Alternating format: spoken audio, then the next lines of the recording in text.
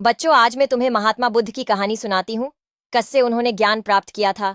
चलो बच्चों, कहानी शुरू करते हैं। बोधिसत्व गौतम, जिसे बाद में महात्मा बुद्ध के नाम से जाना गया, एक ऐसे गहरे दुख से जूझ रहे थे जिसे कोई और नहीं समझ सकता था। उनके पिता ने उन्हें घर से बाहर कर दिया था क्योंकि उन्हें लगा कि उनके दुख का कोई इलाज नहीं है। गौतम अकेले, विरक्त और अवसादित थे। एक दिन गहरे ध्यान में डूबे हुए गौतम को एक साधु ने देखा। साधु ने उनकी आंखों में विचारों की गहराई देखी और उन्हें अपने साथ गुरुकुल ले गए। वहां गौतम ने ध्यान, तपस्या और ज्ञान की ओर अपनी ध्यान लगाई।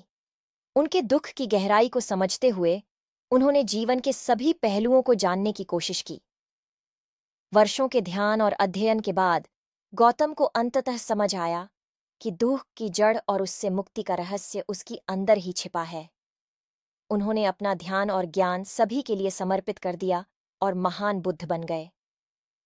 उनके शिष्यों ने उनकी उपदेशों को संपूर्ण विश्व में फैलाया और उनका संदेश दुख से मुक्ति लाखों लोगों को प्रेरित किया। महात्मा बुद्ध ने समझाया कि मनुष्य का दुख सिर्फ इच्छाओं और मोहों के कारण होता है और इनसे मुक्ति केवल सत्य, ध्यान और समझ से ही मिल सकती है। बुद्ध की इस कथा से समझते हैं कि जीवन का सच्चा मकसद अपनी आत्मा के माध्यम से मुक्ति पाना है, जो केवल ध्यान और समझ से ही संभव है।